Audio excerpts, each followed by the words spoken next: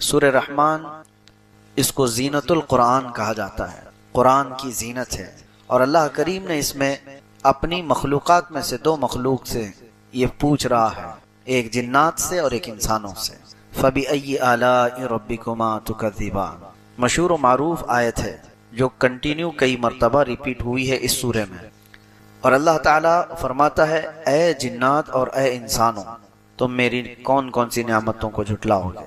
تو اس سے پتہ چلتا ہے کہ اللہ تبارک و تعالیٰ نے جنات کو بھی مخاطب فرمایا، تو وہ بھی مکلف ان تمام چیزوں کے ہیں، نعمتوں کی ناشکری نہ کریں، اللہ کی عبادت کریں، ان کے احکامات جیسے ہیں وہ اس مخلوق کو معلوم۔ لیکن اللہ تبارک و تعالیٰ نے سورہ رحمان میں جہاں جہاں یہ آیت بیان فرمائی دونوں سے مخاطب کیا، انسانوں سے بھی اور جنات سے بھی۔ جنات ہمارے سے بھی زیادہ نافرمان گزرے ہیں، اور انسانوں کی پیدائش سے پہلے جنات کو اس زمین پر بھیجا گیا تھا، روایات یہ بتاتی ہیں۔ اور اسی وجہ سے فرشتوں نے جو اللہ تعالیٰ سے یہ پوچھا تھا کہ کیا تو ایسے کو اپنا خلیفہ بنائے گا جو زمین پر جا کر قتل اور خون ریزی کرے گا، فساد مچائے گا، جب اللہ تعالیٰ آدم علیہ السلام کو پیدا کر رہا تھا تو فرشتوں نے یہ سوال کیا تھا۔ تو انہوں نے کیا دیکھ کر کے سوال کیا تھا؟ فرشتوں کو کیا پہلے سے کس چیز کا علم تھا؟ انسان تو ابھی روئے زمین پر آیا بھی نہیں، اس سے پہلے فرشتے کہہ رہے ہیں ایسے کو تو بنائے گا جو زمین پر جا کر فساد مچائے گا۔ تو روایات یہ بتاتی ہیں کہ فرشتے اس بات پر قیاس کر رہے تھے اس سے پہلے بھی ایک مخلوق آئی، وہ جنات تھے، اور ان کو روئے زمین پر جب بھیجا گیا تو انہوں نے بڑا قتل اور خون ریزی مچائی، بہت فساد کیا اس روئے زمین پر، اور جنات کی تعداد انسانوں سے بھی 10 گنا زیادہ۔ بعد میں پھر ان کو سب کو اس روئے زمین سے بھگا دیا گیا جزیروں کی طرف، اور روئے زمین کو خالی کر دیا گیا انسان کے لیے۔ اور آج الحمدللہ آپ صحیح سلامت جی رہے ہیں اس روئے زمین پر کہ جنات کو پہلے سے ہٹایا گیا۔ پھر بھی کچھ لوگوں میں آ جاتے ہیں جنات، کچھ کے تو ریئل ہوتے ہیں اور کچھ کے ناٹک ہوتے ہیں۔ جنات کا آنا جانا ہے لیکن ان کو اتنے اختیارات نہیں ہیں جتنے آپ کو یہاں پر دیے گئے ہیں۔ قرآن میں اللہ نے آپ سے کہا کہ تم اشرف المخلوقات ہو، وَلَقَدْ كَرَّمْنَا بَنِي آدم، اللہ فرماتے ہم نے آدم کی اولاد کو تاج کرامت عطا کی، عزت عطا کی۔ وَحَمَلْنَاهُمْ فِي الْبَرِّ وَالْبَحْرِ، ہم نے خشکیوں میں اور تریوں میں اس کو طاقت دی ہے۔ وَفَضَّلْنَاهُمْ عَلَى كَثِيرٍ مِّمَّنْ خَلَقْنَا تَفْضِيلًا، اللہ فرماتا ہے ہم نے جتنی مخلوق بنائی ان میں سب سے اس کو افضل بنایا۔ لَقَدْ خَلَقْنَا الْإِنسَانَ فِي أَحْسَنِ تَقْوِيمٍ، ہم نے انسان کو سب سے اچھی صورت میں بنایا۔ اللہ کی یہ پسندیدہ مخلوق، اللہ کی چنندہ مخلوق انسان ہے۔ رہی بات جنات کی تو انہوں نے سرکشی کی، نافرمانیاں کی، لیکن ان میں بھی بہت سارے فرما بردار ہوئے۔ اللہ کے رسول صلی اللہ تعالیٰ علیہ وسلم کے بتانے سے ہمیں پتہ چلتا ہے، حضور نے فرمایا یہ سورہ رحمان میں نے جنات کے سامنے بھی تلاوت کی تو وہ تم سے اچھا جواب دے رہے تھے، یعنی وہ رو رہے تھے اور گڑ گڑا رہے تھے اور یوں کہتے تھے کہ اے اللہ ہم تیری کسی نعمت کی ناشکری نہیں کرتے، ہم تیری کسی نعمت کو نہیں جھٹلاتے۔ تو ان آیتوں کے جواب میں دل سے آدمی کو یہ کہنا چاہیے جب بھی یہ تلاوت ہو فَبِأَيِّ آلَاءِ رَبِّكُمَا تُكَذِّبَانِ، تم کون کون سی نعمتوں کو میری جھٹلاؤ گے، تو آپ دل میں یہ اللہ کریم کی بارگاہ میں عرض کریں لا نُكَذِّبُ بِآيَاتِكَ یا اللہ، اے اللہ ہم تیری کوئی نشانی کو نہیں جھٹلاتے، ہم تیری کسی نعمت کا انکار نہیں کرتے۔ یہ تو عربی میں ہے، جبکہ سورہ والتین جب پڑھتے تھے میرے آقا صلی اللہ تعالیٰ علیہ وسلم، اس کی آخری آیت کیا ہے؟ الیس اللہ بأحکم الحاکمین، جس کا مطلب ہوتا ہے کیا اللہ احکم الحاکمین نہیں ہے، سارے حاکموں کا حکم نہیں ہے اللہ۔ آیت یہاں پر ختم ہو گئی، سورہ بھی ختم ہو گئی، لیکن روایات یہ ملتی ہیں کہ اس کے جواب میں میرے آقا فرماتے ہیں بلا وانت احکم الحاکمین، کیوں نہیں مولا تو ہی احکم الحاکمین۔ تو قرآن پڑھنے کے بعد معنی اگر آپ کو سمجھ میں آئے تو ان آیتوں کے بعد آپ کے دل کا یہ اظہار ہو تبھی تو آپ کی رغبت ہوگی قرآن کی طرف سے، ورنہ تو کھجاتے ہوئے تلاوت سنتے رہے تو کیا خبر قاری کیا پڑھ کے چلا گیا۔ تو سورہ رحمان میں اللہ تبارک و تعالیٰ نے شروعات کہاں سے فرمائی؟ الرحمن، اتنا تو مسلمانوں کو پتا ہونا چاہیے، الرحمن علم القرآن، اس کے بعد خلق الانسان علمہ البیان۔ یہ 4 ہی آیتیں میں بتاتا ہوں آپ کو، 4 ہی آیتوں کے بارے میں شروع۔ الرحمن، رحمان وہ اللہ ہے، رحمان علم القرآن، اس نے قرآن سکھایا۔ علم القرآن کا مطلب ہوا قرآن سکھایا۔ یہاں پر کس کو سکھایا ہے کچھ نہیں، الرحمن علم القرآن، دوسرے نمبر پر آیت ہے رحمان ہے جس نے قرآن سکھایا، تیسرے نمبر پر آتی ہے خلق الانسان، پھر انسان کو پیدا کیا، انسان کو پیدا کیا، رحمان ہے اس نے قرآن سکھایا، انسان کو پیدا کیا۔ انسان کو پیدا کرنے والی آیت بعد میں ہے، قرآن سکھانے والی پہلے ہے، تو پہلے کس کو سکھایا گیا؟ پھر وہ رحمان ہے، قرآن سکھایا، کس کو سکھایا؟ وہاں تو آیت میں بعد میں آ رہا ہے خلق الانسان، انسان کو پیدا کیا، تو انسان کو بعد میں جب پیدا کیا گیا ہے تو قرآن کس کو سکھایا گیا ہے؟ تو اس تفسیر میں آپ دیکھیں گے تو بڑے بڑے فقہا، بڑے بڑے مفسرین اپنی اپنی تفاسیر جو رکھے ہیں، آپ کی آنکھیں کھلی رہ جائیں۔ خلق الانسان سے مراد کون سا انسان ہے؟ وہ آدم علیہ السلام، آدم علیہ السلام کو پیدا کیا۔ اور علم القرآن، قرآن کس کو سکھایا؟ وہ نور محمدی کو سکھایا، جس کا فرمان خود فرمان عالی شان ہے کنت نبیا وآدم بین الماء والتین، میں تو اس وقت بھی نبی تھا جب آدم کو مٹی اور پانی میں گوندھا جا رہا تھا۔ پتا چلا کہ انسان آدم علیہ السلام اگر یہاں مراد ہیں تو ان کے آنے سے پہلے بھی کوئی تھا، ان کے آنے سے پہلے بھی کوئی تھا۔ وہ کون تھا؟ وہ جو نہ تھے تو کچھ نہ تھا، وہ جو نہ ہو تو وہی تھے، وہی ہے اول، وہی ہے آخر، وہی ہے ظاہر، وہی ہے باطن، وہی ہے قرآن، وہی ہے فرقان، وہی ہے طٰہٰ، وہی ہے یاسین۔ لوح بھی تو، قلم بھی تو، تیرا وجود الکتاب، گنبد آبگینہ رنگ تیرے محیط میں حباب۔ حضور پاک صلی اللہ تعالی علیہ وسلم کے متعلق ہی فرمایا گیا۔ اب میں آپ کو ایک بات بتاتا ہوں، نبی پاک صلی اللہ علیہ وسلم نے فرمایا اللہ نے سب سے پہلے چیز کیا پیدا کی؟ سب سے پہلی چیز، حدیثیں الگ الگ، حضور فرماتے ہیں سب سے پہلے پیدا کی جانے والی چیز قلم ہے۔ کیا ہے؟ اور پھر ایک حدیث میں ہے سب سے پہلے چیز پیدا کی گئی ہے لوح۔ لوح کا مطلب وہ تختی جس پر سارے لوگوں کی تقدیریں لکھی گئی۔ تو ایک حدیث میں ہے کہ اللہ کے نبی صلی اللہ علیہ وسلم فرماتے ہیں سب سے پہلے اللہ نے قلم کو پیدا کیا، اور ایک حدیث میں ہے سب سے پہلے اللہ نے لوح کو پیدا کیا، اور حدیث جابر میں تو اللہ کے نبی فرماتے ہیں سب سے پہلے اللہ نے میرے نور کو پیدا کیا، حضور کے نور کو پیدا کیا۔ تین حدیثیں ہیں، ایک حدیث میں سب سے پہلے، اب آپ بتاؤ پھر پہلے کون سی چیز آئی ہوگی؟ سب سے پہلے تو قلم کہا جا رہا ہے، پھر ایک حدیث میں کہا جا رہا ہے سب سے پہلے لوح ہے، پھر ایک میں کہا جا رہا ہے سب سے پہلے نور محمدی کو پیدا کیا گیا۔ ہے کون سب سے پہلے پیدا کیا ہوا ہے؟ اس کی تطبیق کو سمجھنے کے لیے اقبال کا وہ شعر پڑھنا چاہیے، سب سے پہلے لوح پیدا کی گئی کہ قلم پیدا کیا گیا کہ نور محمدی؟ تو وہ ایک شعر میں بتاتے ہیں نہیں نہیں یا رسول اللہ، لوح بھی تو، قلم بھی تو، تیرا وجود الکتاب۔ لوح بھی تو، قلم بھی تو، یعنی جہاں لوح کا ذکر آیا ہے اس سے مراد رسول اللہ کی ذات، جہاں قلم کا ذکر ہے اس سے مراد بھی حضور کی ذات۔ تیرا وجود الکتاب، کتاب بھی یا رسول اللہ صلی اللہ تعالی علیہ وسلم سے مراد آپ ہیں۔ اور پھر یہ سب سمجھنے کے لیے یہ لوح ہو، قلم ہو، کتاب ہو، پھر اعلیٰ حضرت کو پڑھنا ہوگا وہ جو نہ تھے تو حضور پاک صلی اللہ تعالی علیہ وسلم۔ اور ایک حدیث ہے کنتو کنزن مخفیا، اللہ فرماتا ہے میں ایک چھپا ہوا خزانہ تھا، میں ایک چھپا ہوا خزانہ تھا، فأردت ان اعرف، اللہ فرماتا ہے میں نے یہ ارادہ کیا کہ میں پہچانا جاؤں یا میرا تعارف کرایا جائے، فخلقت الخلق، پھر میں نے مخلوق بنائی، خلق بنائی۔ اب اس خلق سے مراد کون ہے؟ صوفیہ فرماتے ہیں وہ رب ذوالجلال کے حبیب صلی اللہ تعالی علیہ وسلم کی ذات ہے۔ تو اللہ کے نبی صلی اللہ علیہ وسلم کو ایک لقب میں یہ کہا جاتا ہے مظہر خدا، مظہر خدا، جس کا مطلب ہوتا ہے اللہ تعالیٰ نے اپنی پہچان کے لیے جو سب سے بڑی چیز بنائی وہ محمد عربی کی ذات ہے، حضور پاک کی ذات ہے۔ سب سے بڑی چیز اللہ کی پہچان کے لیے اس کائنات میں کوئی آئی ہے چیز تو وہ کیا ہے؟ محمد عربی کی ذات۔ اور رسول کو دیکھ کر کے اگر کوئی اللہ کو نہیں پہچانا تو پھر وہ کچھ بھی نہیں پہچانا۔ ویسے تو اللہ کی ہزاروں نہیں کروڑوں نشانیاں ہیں، آسمان بھی اللہ کی نشانی، زمین بھی اللہ کی نشانی، چاند بھی اللہ کی نشانی، سورج کا مدار پر چلنا یہ بھی اللہ کی نشانی، ستارے یہ ایک دوسرے سے نہیں ٹکراتے یہ اللہ کی نشانی، وہ سب رب تعالیٰ نے سورہ رحمان میں بیان فرمایا یخرج منہما اللؤلؤ والمرجان، دیکھو سمندروں میں مرج البحرین یلتقیان بینہما برزخ لا یبغیان، دو سمندروں کو اللہ ایسے چلاتا ہے کہ بیچ میں ایسا برزخ ہے، نہ ادھر کا سمندر اس میں ملتا ہے نہ ادھر کا ادھر، ایسے ایک جگہ نہیں کئی جگہ پر کائنات میں چیزیں موجود ہیں کہ دو سمندر آپس میں ملتے ہیں، دونوں کا رنگ الگ، دونوں کا مزہ بھی الگ، لیکن ان کو روکنے کے لیے بیچ میں کوئی دیوار نہیں، اور پانی ہے کہ برابر، نہ اس کا رنگ اس میں آتا ہے نہ اس کا رنگ اس میں آتا ہے.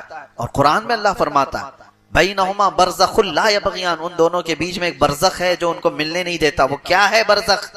نہ دیوار ہے، نہ لکڑی ہے، نہ کپڑا ہے، کچھ بھی نہیں ہے. لیکن اللہ فرما رہا ہے کوئی حکم ہے جو انہیں ملنے سے روکا ہوا ہے، کوئی حکم ہے، وہ اللہ کا حکم ہے.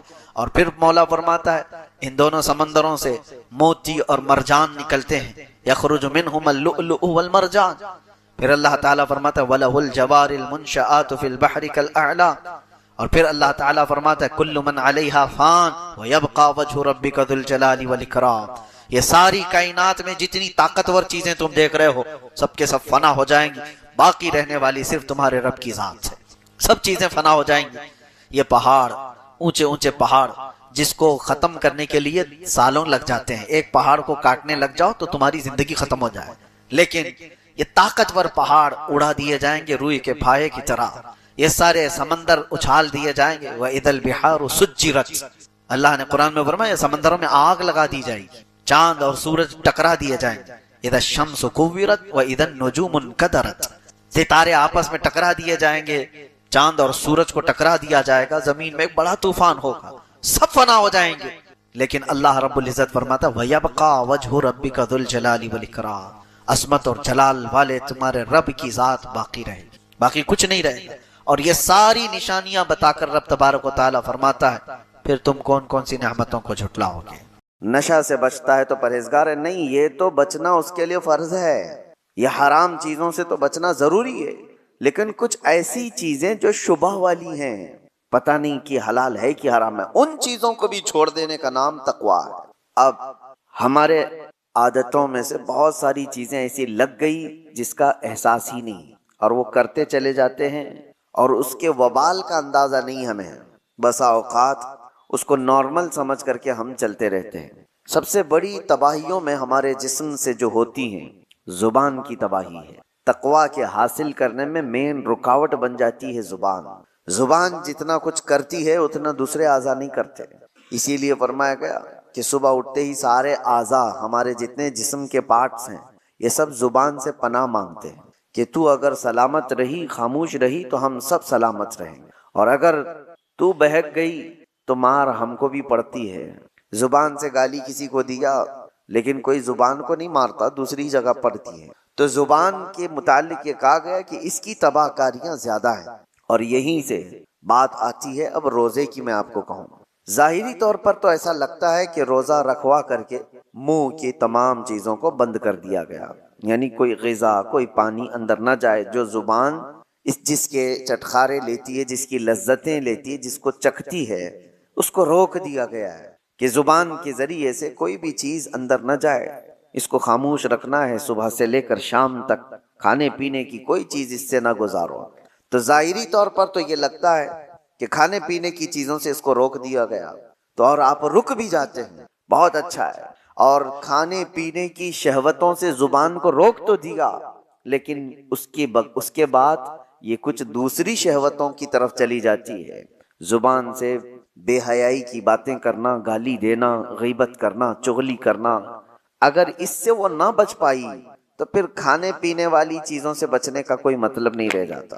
زبان کی دو غلاظتیں ہیں، ایک وہ کھانے پینے کی حرام لذتوں کی طرف سے اگر اس کو دی جائے تو ایک خرابی وہ ہے، اور دوسری وہ ہے کہ اس زبان سے لوگوں کو زخمی کیا گیا ہے تو وہ بڑی غلاظت ہے. اس سے اگر نہیں بچ پاتا آدمی تو کھانے پینے سے اپنے آپ کو بچا کر کے کیا فائدہ کیا ہے.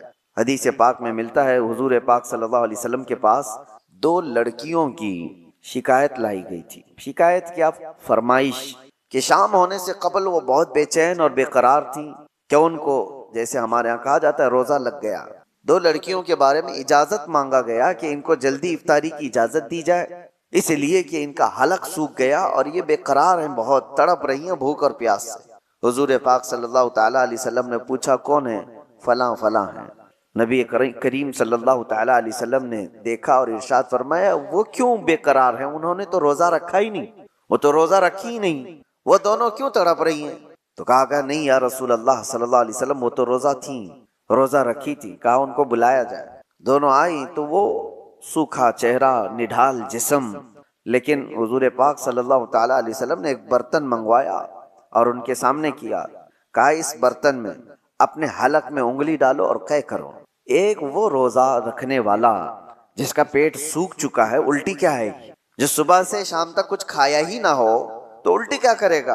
لیکن نبی پاک صلی اللہ علیہ وسلم نے جب فرمایا تو ان لڑکیوں نے اپنے حلق میں انگلی ڈالی اور جیسے ہی قے کرنا شروع کیا الٹی، تو گوشت کے کچے ٹکڑے باہر آنے لگے، تازے تازے ٹکڑے اس برتن میں بھر گئے۔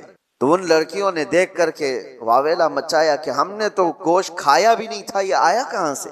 حضور پاک صلی اللہ تعالی علیہ وسلم نے فرمایا، کیا فلاں جگہ پر بیٹھ کر تم مومنہ عورتوں کی غیبت نہیں کر رہی تھی، ان کی برائیاں نہیں کر رہی تھی؟ اور اللہ تعالیٰ نے قرآن پاک میں فرمایا، ایعب احدکم ان یأکل لحم اخیہ میتا، جو اپنے بھائی کی غیبت کرتا ہے کیا وہ اس بات کو پسند کرتا ہے کہ اپنے مرے ہوئے بھائی کا گوشت کھائے؟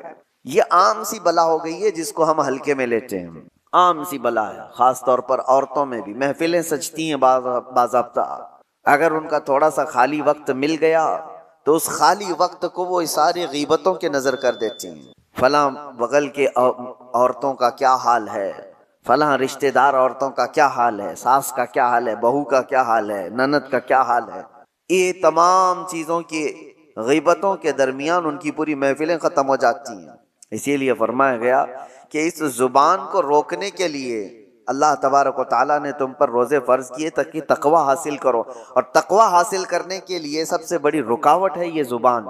سیدنا ابو بکر صدیق رضی اللہ تعالیٰ پورے دن بھر ان سے کوئی دو جملے سن لیتا تو بڑی بات ہوتی، اور آپ اپنے منہ کے اندر کبھی کبھی کنکریاں رکھ لیتے تھے، کوئی کچھ پوچھتا تو منہ کی طرف اشارہ فرماتے کہ منہ میں کچھ ہے، تو بات زیادہ نہ کرنے کے لیے آپ، حالانکہ کون سی غلط بات کرنے والے تھے، وہ رسول اللہ صلی اللہ تعالی علیہ وسلم کے جانشین ہیں، اس کے باوجود اپنی زبان کو بچانے کے لیے پورا دن اپنے منہ کو بند رکھتے۔ اور حکیموں نے یہی فرمایا، جو خاموش رہتا ہے اس کی عزت بڑھا دی جاتی ہے، من سکت نجا، جو خاموش رہا وہ نجات پا گیا۔ اور اکثر ایسا ہوتا بھی ہے کہ میرے آقا صلی اللہ تعالی علیہ وسلم نے زبان کو پکڑ کر کے بھی فرمایا تھا، من یضمن بین لحییہ من یضمن بین لحییہ وبین صدغیہ اضمن لہ الجنہ۔ حضور فرماتے ہیں دو رانوں کے بیچ میں جو تمہارا حصہ ہے شرمگاہ، اور دو جبڑوں کے بیچ میں جو تمہاری یہ زبان ہے، یہ دو چیزوں کی حفاظت کی ذمہ داری لے لو، حضور فرماتے ہیں میں تمہارے جنت میں جانے کی ضمانت دیتا ہوں۔ دو چیزوں کی حفاظت، اور یہ دو چیزوں کو آپ سوچیں کمپیریزن کس سے ہے؟ شرمگاہ، آدمی کی شرمگاہ جو جس سے آدمی بہت بڑے بھیانک گناہ کر سکتا ہے، زنا کا تک ارتکاب شرمگاہ سے ہوتا ہے، اور اس کے ساتھ جس دوسرے پارٹ کو جوڑا گیا وہ زبان ہے، یعنی جتنے خطرناک گناہ شرمگاہ سے ہوتے ہیں اسی انداز سے گناہ تمہاری زبان سے بھی ہوتے ہیں۔ ایک بات میں آپ کو بتاؤں، شرمگاہ زنا کر سکتی ہے، غلط کاریاں کر سکتی ہیں، لیکن شرمگاہ کفر نہیں کرتی، کفر جو ہے زبان کرتی، کفر جو ہے وہ زبان کرتی ہے، شرک زبان کرتی ہے، شرمگاہ نہیں کرتی۔ اسی لیے بعض علماء نے کہا کہ شرمگاہ سے بھی زیادہ ذلت والی کبھی کبھار پارٹ یا کوئی عضو بنتا ہے تو وہ زبان بن جاتی، اللہ کا انکار کرنے والی زبان، رسول اللہ صلی اللہ تعالی علیہ وسلم کی تمام نشانیاں دیکھ کر کے زبان سے ان کے خلاف بولنے والی زبان، اسلام کے خلاف بھونکنے والی زبان، یہ وہ زبان ہے جو شرمگاہ سے بھی زیادہ خطرناک ہے۔ اور آپ کے جسم کے اندر، آپ کے منہ کے اندر جو زبان ہے، آپ خود اس کو فیصلہ کریں کہ کس حد تک صحیح ہے اور کس حد تک گری ہوئی ہے۔ عرب میں ایک بات کہی جاتی ہے، جراحت السنان لها التیام ولا یلتام ما جرح اللسان، تلوار سے دیا ہوا زخم سوکھ سکتا ہے، زبان سے دیا ہوا زخم کبھی نہیں سوکھتا۔ جس کو زبان سے آپ نے کبھی طعن و تشنیع کیا، گالی دیا ہے، اس کے دل کو چھلنی کیا ہے، وہ برسوں تک اس کا زخم دل کے اندر رہے گا، وہ مندمل نہیں ہوتا۔ چاقو سے کاٹا ہوا زخم تھوڑے دنوں کے بعد صحیح ہو جاتا ہے۔ اسی لیے کہا گیا کہ زبان کی اپنی حفاظت کرو۔ روزہ اس کے لیے سب سے بہترین ریہرسل تھا، روزے میں اسی لیے ہماری زبان کو روکا گیا۔ اب دو چیزوں کی طرف میں آپ کو اشارہ کرتا ہوں، اس زبان کی دو شہوت ہے۔ شہوت کیا ہے؟ برائیوں کی خواہش۔ اس کی دو شہوتیں، ایک کھانے پینے کی شہوت زبان کے اندر ہے، یعنی اس کو جو چٹکارے لگے ہیں نا، جو لذتیں لگی ہیں، اس سے کم پر یہ راضی نہیں ہوتی۔ جو تم نے لذیذ چیزوں کی اس کو عادت ڈالی، اس سے کم پر یہ راضی نہیں ہوتی۔ یہی تو بات ہے کہ بچے آج گھر میں کچھ سبزی بنا دو، دیکھو پھر کیسے بوال کرتے ہیں، یہ کیا ہے؟ کھانا ہے کوئی؟ نکل گئے، کیونکہ زبان کو انہوں نے کسی لذت کی عادی بنا دیا، ان کو بغیر وہ چیز کے ملے ہوئے۔ اس سے بھی بڑھ کر کے جو لوگ شراب کی لذت اس کو دے چکے ہیں، وہ اس سے کم پر بھی راضی نہیں ہوتی۔ کیوں نہیں چھوٹتی شراب لوگوں کی؟ اس لیے کہ زبان کی شہوت ہے، اور یہ زبان کی شہوت پر جب بندہ کنٹرول نہیں کرتا تو وقت ایسا آ جاتا ہے کہ پھر وہ حرام بھی نہیں دیکھتی، حلال بھی نہیں دیکھتی۔ یہی تو بات ہے، لوگ آج جس طرح سے باہر کھا رہے ہیں، جو ملے وہ سب کھا رہے ہیں، ان کو نان ویج چاہیے، تو یہ دیکھنا بھی نہیں ہے کہ حلال ہے کہ حرام ہے، بس زبان کو اس کی لذت چاہیے۔ آج تو اتنا کامن ہو گیا، میں نے اس سے قبل شاید آپ کے درمیان ہی بیان کیا یا تفسیر میں عرض کیا تھا کہ رزق کی کتنی زیادہ اہمیت اسلام میں دی گئی ہے، کہ تمہیں اللہ نے پاک چیزوں پر رکھا ہے، اس لیے کہ رزق جب خراب جسم کے اندر جاتا ہے تو صرف تمہارے اعمال خراب نہیں ہوتے، تمہاری نسل بھی خراب ہوتی، صرف تمہارے اعمال تک نہیں رہتا، تمہاری نسل تک بھی جاتا ہے۔ تو یہ آج جو دور ہے، پوری دنیا تم کو حرام پروسنے کے پیچھے لگی ہوئی ہے، ارے خنزیر کا گوشت تک پروس دیا جاتا ہے، اور لوگ اب وہ تحقیق والے لوگ نہیں رہ گئے، جو مل گیا وہ کھا لیے۔ پہلے تو یہ ہوتا تھا کہ ہم اپنی نان ویج چیزیں، گوشت وغیرہ کی چیزیں کہیں بھی چلتے پھرتے نہیں لے لیتے تھے، متعین جگہ سے جہاں سے ہمیں یقین ہو کہ اللہ کے نام پر ذبح کیا ہوا ہو تو وہ ہم کھا لیتے، لیکن آج اس کا اہتمام لوگوں نے بند کر رکھا ہے۔ اور اب ہمارے ہاں تو حلال سرٹیفکیٹ پر تو ویسی بھی پابندی لگا دی جا رہی ہے، اور جو لوگ دیتے تھے ان کا بھی کوئی بھروسہ نہیں تھا کہ یہ حلال کس طرف سے کہا جا رہا ہے۔ میں نے سنا گھر بیٹھے لوگ اب نئی نئی کمپنیوں سے آرڈر کر دیتے ہیں، یاد رکھنا ان کے حلال ہونے کا کوئی یقین نہیں۔